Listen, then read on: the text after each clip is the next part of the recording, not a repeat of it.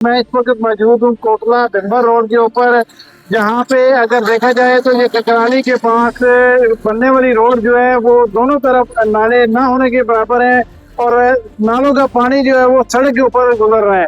लोग जो हैं वो नमाजी भी हैं जिनके कपड़े इस गंदे पानी की वजह से खराब हो जाते हैं और उनकी नमाज भी डिस्टर्ब होती है। उन्हें घर जाके दोबारा कपड़े तब्दील करके जो है वो नमाज अदा करना पड़ती है। महकमा हाईवे के कागजात में देखी जाए तो ये कार्बन रोड जो है वो कोटला से लेके गुजरात तक पाया तकमील तक पहुंच चुकी है। इस हवाले से जानते हैं, मेरे साथ शहरी मौजूद है, इनसे ये क्या कर साड़ी अपील है जनाब सिर्फ नाले वास्ते बई 2 महीने होए ने ये रोड बनया ते नालियां दा भी सुनिया मैं ठेका मेरे नाल है। इन्हें सिर्फ कोई 2 किलोमीटर नाला नहीं बनाया, सारा पानी रोड से सट के जनाब ते रोड के छट्टा ला के ते जनाब ठेकेदार साहब सब को आजम करके घाट रो गए ने।